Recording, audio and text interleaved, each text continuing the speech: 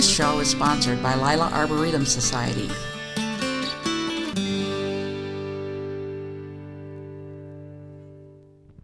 Hi, I'm Vi Gogol, Master Gardener, and I'm here at Rob Grosteffon's house, who's going to be on garden tour this coming weekend, and you're going to show us around your garden, right? Just a little bit. We're excited. This is our first time on the tour, so we're kind of excited to show what we have. I think everyone that's on the tour this year is brand new. A lot of times we go back and get people because they've changed, Right. and people want to see what they've done. Now, you said you bought the topiary, or I call it a sculpture. Yes. It looks like a 1, 2, 3, 4, 5, 6, 7, 8, 9, 10 fingered. Maybe Yes. it's two hands. Yes. We put the sunglasses on, just kind of fun. Everybody knows where we live just because of that tree. Okay. The jokers of the neighborhood? Yes. But the purple coneflowers are so big and healthy. They're doing well. And that's the daylily is Happy Returns. It is. Yeah. That's my favorite. I don't care for Stella Dior anymore. I like there's Stella Dior across the street.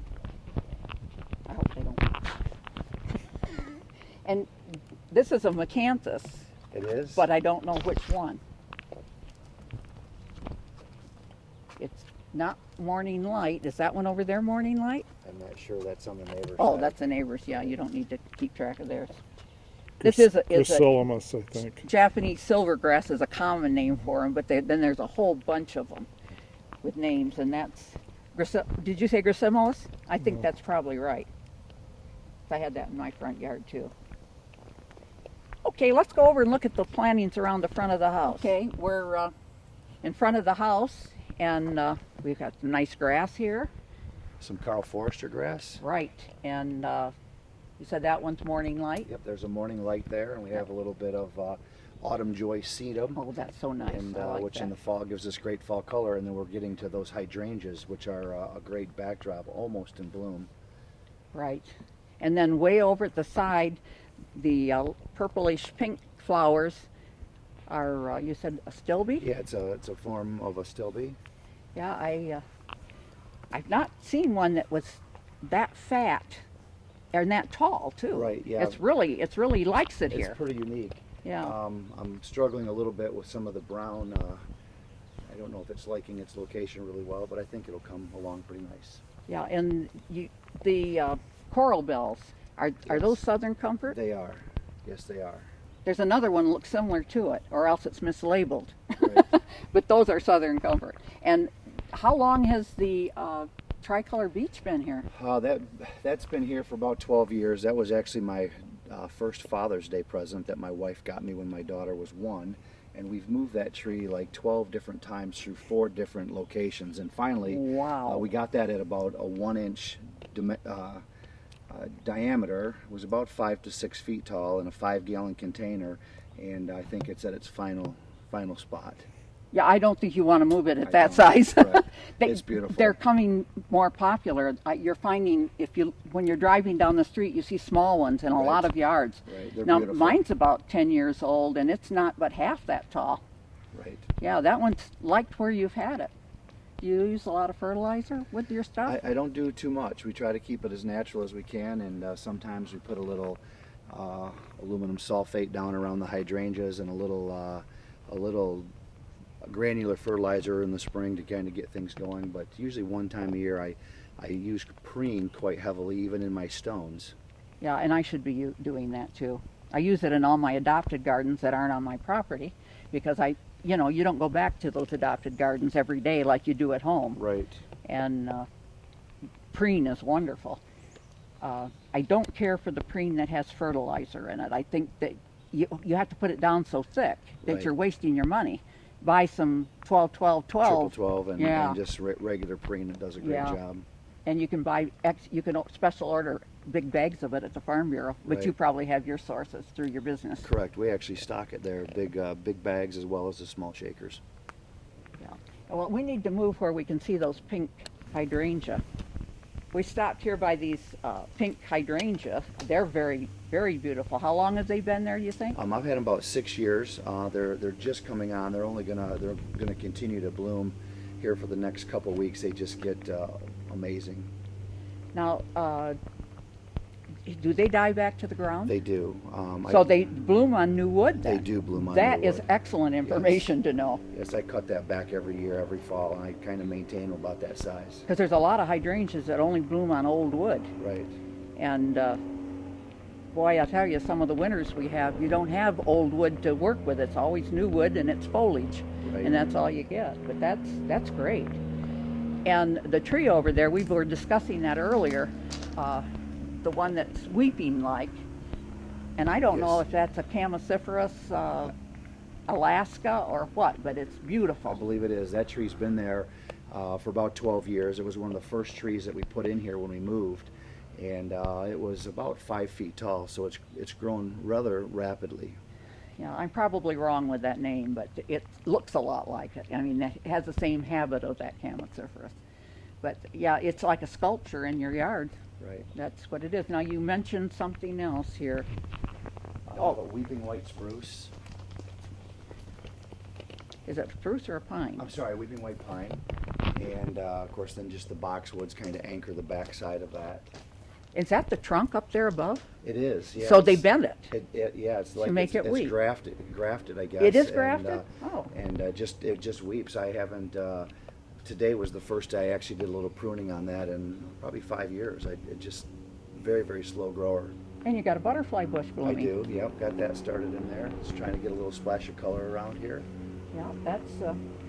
This has got, with using the preen, this would be easy maintenance then. It is, you know, under the stone, we still put down that weed stop fabric everywhere, but just over the course of time, you know, the debris that blows in and It things. makes soil. It makes soil, and even though it has the good weed fabric, it's one of those things I preen everything, and it really helps. It's kind of exciting to see a big planting area on stone without a lot of weeds. Yeah, yeah. So many times people think they have to do this in mulch, and I have a good combination of stone Well, and mulch. I started out with black plastic and stones with the new planting when I moved into my house back in 1970, 69 I guess it was. And put all those stones down. I hauled them from Stony Lake. And what happened was all the neighborhood kids went by and picked them up and threw them at the cars. Right. So I had to I covered it up with plastic and put mulch down. So I had Right. 2 layers. But, you know, this is far enough from the street. You probably don't have vandalism out here anyway. I haven't had too many issues at all. Yeah. Is this a bird's nest? It is. It's spruce? a bird's nest spruce. Again, have a little bit of winter kill happening in these. I think that they will come along fairly decent. Yeah, they look nice. They've been here a while? They have. This whole portion, I continue to add on this, but this whole portion of this landscape was kind of original.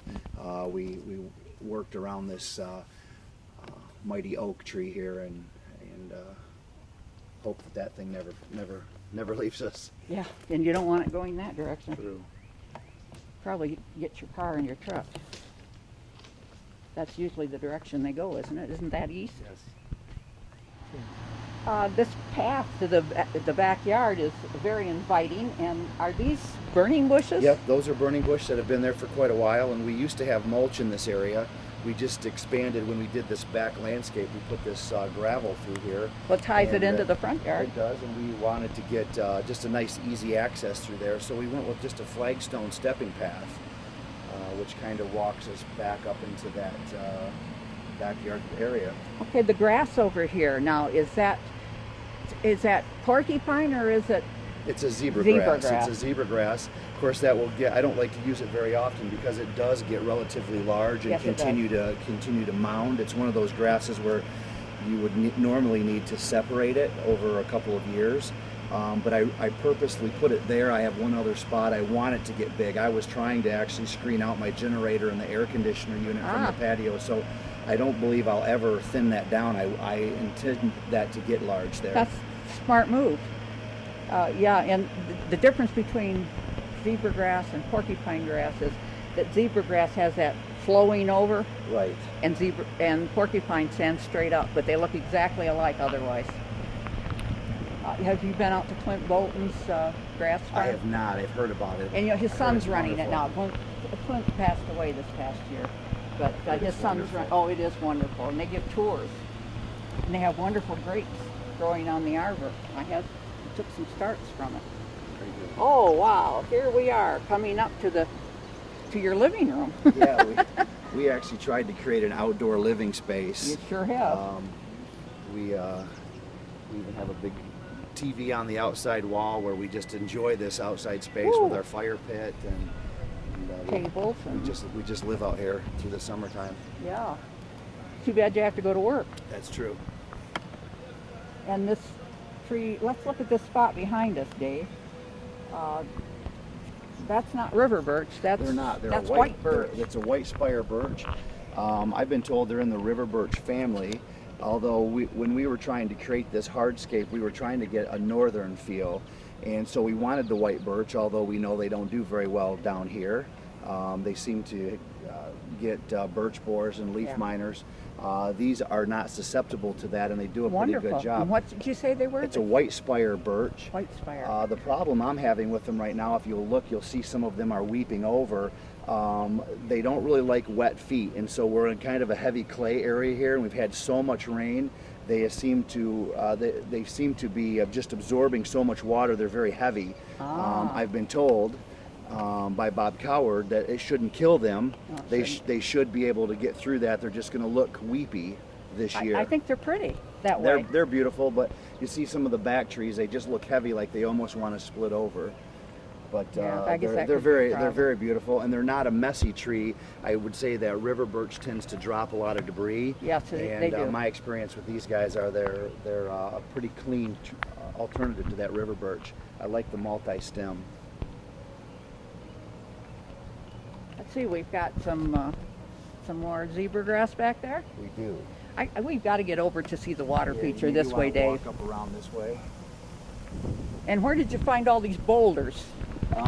We sell them. These are the big flat stone are what we call outcropping stone, and then we sell the boulders all different sizes. And this is kind of not a traditional landscape. As the owner of a landscape company, I've tried to utilize lots of different textures, as you'll see with the patio, which is brick, and then we move into flagstone. I was just trying to get a good feel for lots of different. Do your customers come out here to see it? I do. When Yeah, I'm, that's a good when idea. I'm working with some customers, if they want a water feature or outcropping stone or boulders, I bring them out just so they can see different aspects of what's going on. There's an awful lot of it. This water feature. How many feet did you say? I think you said. Yeah, the water feature is about a 30-foot creek. We actually have a series of 5 different waterfalls in there. This is what we call a pondless water feature. This was actually constructed by Chris Ostrander from Living Water Landscape Service, and it was kind of comical when we started this project. This yard was flat and level, and we actually took out 14 Colorado blue spruce trees like the neighbor has. And we brought in about 700 cubic yards of dirt to be able to create this. And it's gorgeous, especially with the lights on it at night. It's what we call pondless, so when we shut this off, the water goes away. I can't have a lot of plant life, or I can't have fish, which ultimately means there's very, very low maintenance with this type of a water feature. Right. And there's big barrels or something down Yeah, there? Chris puts what they call aqua blocks in here, and there's a 500-gallon reservoir underneath our feet here. And I believe Chris said that this water feature pumps about 1,200 gallons of water per hour. So when we shut this off remote controlly, the water just goes away. Interesting. And you have a dry creek. I do. It's basically just a dry creek bed, and then what I have is, like, you'll see a little bit of algae beginning to form. Once that starts to form, we can shut that off. There's a powder we put on it, and then just with the garden hose, it just washes off. Oh, It is just very, very low maintenance. Oh, boy. And there's some grass up at the top of the hill by the bench there. Yes, we have some different grasses up there. Again, behind that bench is some of that zebra grass, Yeah. which we wanted to get large. Is that some kind of a Japanese forest grass? It is. But It I don't is. know which- I don't know which one it is, but it is Yeah. a Japanese variety. Yeah, I don't have any that color. I see a lot of the gold one because Right. that was out first. Correct. And then they start introducing this. We also, around this water feature, this is all new, we have a lot of steppable ground cover. I don't even know the names to all of this. There's lots of different sedums and steppable ground covers. It's our goal that this whole area on both sides of this water feature will just become a solid carpet of ground cover. And we haven't been able to experience blooms yet, just because it's relatively new this summer as far as the ground covers go. Yeah, that'll be nice. And if you went just as far as that spot Yes, over there? we went just past this area, and just kind of a work in progress. We'll continue to add. Well, when this spreads, you'll be able to take a little start puff. That's correct. And put it back there. Now, over on this side, I have no idea what that specimen is. Well, it's a Japanese variety. I purchased that from Chapman's. Dave Chapman told me the name of it. Again, I don't remember it. It's one of the Japanese maples? It is. It's a Japanese maple. It's not traditional to what everybody has, so I wanted it to be a little bit different. I've been told it will get about 10 feet tall and about 10 feet around if you let it. I was told that I could maintain it in that 8 to 10 foot range and keep it in a 4 or 5 foot area, and that's what I intend to do. I intend just to kind of let it set in that area. That's beautiful. I've never seen that one. A little bit different. Yeah. We also have a series of hens and chicks as we walk through this area. You'll see in the stone beds some different areas that we've got different types of creeping type plants that. Yeah, those hens and chicks like to grow in They cracks. do. You get a crack in your driveway, then that's where they want to come up. So, the flagstone walk path that you're on right now is the same flagstone that we used in the walkway coming up to the backyard. That was just set in stone, and we actually have this set in a material. It's called gator dust. It's supposed to look like gravel. It really helps with weed growth. I can actually power wash this. It doesn't come out. It's pliable. Is it like a cement? It's kind of like a cement, but it has a little rubbery feel to it. Ah. And we use it a lot in different types of flagstones. And what we tried to do here was create a path that went out to the backyard. And then we also have a path that goes up to our seating area. And there's a third path that goes out to the backside over that way. Some purple shrubs out there. Can you see those from here, Dave? Mm-hmm. What are those? Those are a Diablo 9 bark. Oh, 9 bark, yeah. Yes. They get a little large. I want to try to keep them small. In front of those 9 bark, I actually have another tree. I don't know if you can see that standing right there, but that's a weeping pussy willow, which will get beautiful in the spring right to the left of the red flowers there. Oh. And yeah, I'm looking further out for right. it. And we've got some more of that grass over here, and some Japanese junipers, and also some Miss Kim lilacs. Oh, in yeah. fact, I just had one die. That was the third one. No particular reason. We just pulled it out today. Sometimes things like that happen. Oh, there was some of the 9 bark over Yeah, there. we've got some that way as well. This is where some of the hens and chicks begin. Did you get all those? Okay. Well, what else do we need to see here? Why don't you walk up? Let's walk up this way to the little seating area. It's kind of nice. There's just another view that we have. I was just trying to create a spot where we could just sit down and enjoy the sound of this water. Forget-me-nots aren't supposed to be blooming now. I know, isn't that weird? They just kind of. Did you tell them that you were going to be on garden tour? I did, and I made sure that they bloomed. What is that? You know, I'm not sure the name of that. It was just a unique looking plant. It actually has a purple flower that begins. Yeah, I see that And down there. I just liked it. It was just part of this ground cover. Somebody just told me that the creeping Jenny there was something. Matter of fact, I was on the pond tour just a couple weeks ago, and they told me the first thing that they would do if this was theirs was to get rid of all of that because it was very intrusive.